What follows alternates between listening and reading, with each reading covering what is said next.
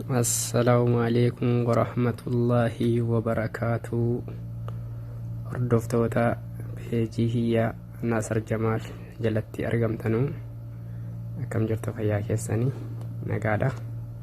Jirtuun jajjabaatti ilmaan Oromoo addunyaarra jirtanuu fayyaa keessanii alhamdulillah nagaadha. Dhageenyarraa barumsa wayiin qabadhee isinii dhufeenii barumsichis immoo waa'ee maaliitii?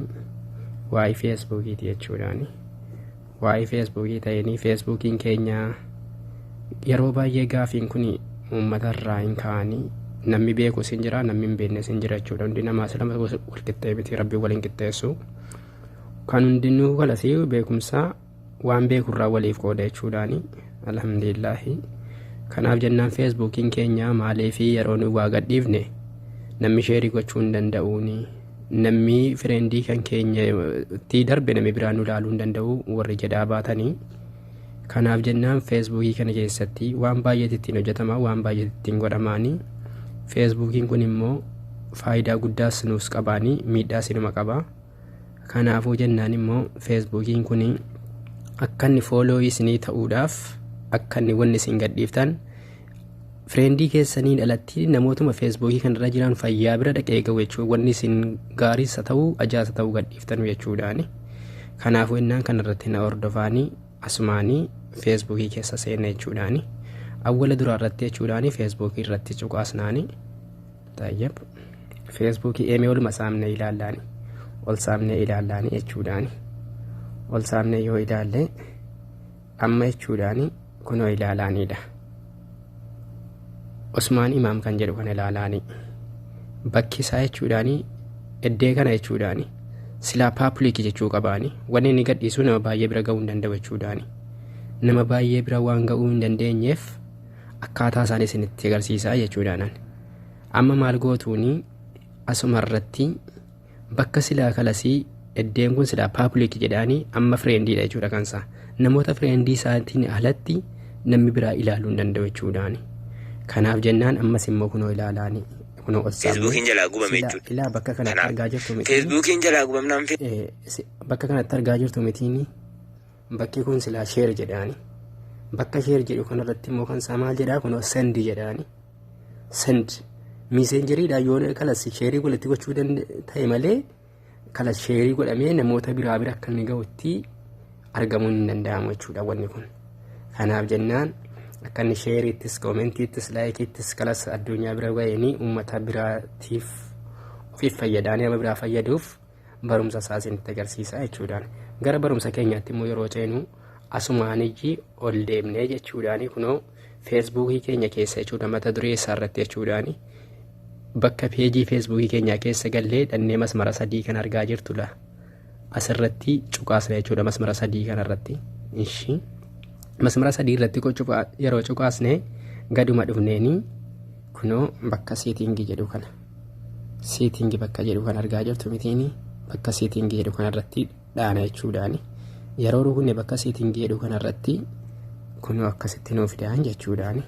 Akkanatti yeroo inni nuu fideen tinaa jedheeni akkasitti ol saamnee ammasii kunoo ammas bakka seetingii jedhu kana argaa jirtu mitiini bakka seetingii jedhu kanarratti ammas rukuttuu jechuudhaani. Akkasitti nuu fida jechuudhaan barnaamija jawwaala keenya kullii isaa jechuudhaani. Jawwaala keenya gubuu yoo barbaannes hiikkachuu waan adda addaa gochuu yoo barbaanne asuma keessatti argannaa jechuudhaani. Amma ol saamneeni kunoo ammas as keessatti bakka qolfii kana jechuudhaani. Bakkuma seetingii jedhu kanarratti ammas rukunnaan jechuudhaani. Kana rukunnee yeroo akkasitti finnee jechuudhaani. Ammas kunoo akkasumatti nuu fida jechuudha. Tartiiba isaa isiniif galaa jira. Akka inni isiniif galu ifaadha jechuudhaani. Awwala jechuudhaani isteeppii awwalaa irratti kunoo isteeppii awwalaa kan argaa jirtu kan koosilaa isaanii paapuliikii irraan godhadhee jira duraan fireendii ture jechuudhaani. Kanarratti rukunnaan jechuudhaan. Kanarratti yeroo finne rukunne maqaadhuma kiyya naa fide jechuudhaan. Poost tu feesbuuk jedhee jiraani kunoo argaa jirtu miti paapuliik duraan bakki kun ilaa bakki Naasir Jamaal jedhu kun irratti fireendii jedha malee paapuliik hin jedhamu. Paapuliikii hin galcheenii paapuliikiidha jechuudhaan. Kana keessaa nan ba'a. Yeroon kana keessaa ba'eenii feenanii isteeppii lammaffaarraan dhufaan jechuudhaan. Isteeppiin lammaffaan kun immoo kan maaliitii kan fooloowiiti jechuudhaani. Feesbuukiin keessan naqeenii amma 5,000 nama taqabbala jechuudhaani. 5,000 darbeenii namni kalas isin argachuu hin danda'u, isin taqabbaluu hin danda'u jechuudhaani. Kanaafuu jennaan immoo bakki kuni bakka fooloowii isaa itti guuttattanu jechuudhaani. Bakka fooloowii isaa itti guuttattanu namni kalas 5,000 olii isin jalaa taqabbaluu hin qabdanu jechuudha. Ofiin dhufeenii gala jechuudha. Kunoo asirratti cuqaastu jechuudhaani. Yeroo asirratti cuqaastanii duraanii fireendii kanarra ture jechuudhaani. Isa fireendii kanarra tureyyii paablikii irratti deebistu jechuudha. Isiniif ifaa akka inni ta'uun abdiin hin qabaani. Paablikii irratti yeroo deebistanii ammas as keessaa hin baanaa jechuudhaani. As keessaa yeroo baane ammas immoo isteeppii lammaffaan isin agarsiisa jechuudhaani. Isteeppiin sadaffaan immoo kunoo asirratti ammas cuqaasna jechuudhaani. Isinii galaa jira mitiin asirratti cuqaasne ammasii duraanii fireendii kanarra ture jechuudha. Wantinaan kan keessan kan koos fireendii kanarra tureenii ofiifan paablikiitti ol deeffadhe malee jechuudhaani. Paablikii kanarratti deeffadhee raayitiitti godhadhaa jechuudhaani. Niyyuu raayitiin ta'anii achiin ammas irraa deebi'a jechuudhaani. Achii eegan irraa deebi'ee ka'eenii ammasii isteeppii arfaffaa kanarra nufa jechuudhaani. Isteeppii arfaffaa kanarra yeroo nufe intinaa hidhee ammas asirratti rukutaan jechuudhaan. Eegan asirratti rukutee ammas fireendii irra kan ture paablikii tol deebifate jechuudhaani. Paablikii kan jedhu kan akka hin dagannee jechuudhaani. Akka miira biraa keessa hin gallee paablikii kan jedhu kanarratti akka cuqaastan ammasii as keessaa inumaan ba'aa jechuudhaani. As keessaa eegan ba'eenii isteeppii arfaffaadhaan isteeppii shanaffaa kaadhumaa jechuudhaani. Isteeppii shanaffaa kanarra dhufaan jechuudhaani. Isteeppiin shanaffaanis kuno kanarratti seefii gootu jechuudhaani. Kanarratti yeroo seefii gootanii kaatanii xaayyeef kanarraa kan hafee amma kalas akkanatti lakkoofsa kunoo isa kanarrattis ammas fireendii kan ture kanarratti paablikii irratti deeffattu jechuudhaani. Isiniif ifaadha mitiini kanarratti yeroo akkana godhattanii deeffattanii fixxanii amma keessaa baana jechuudhaani.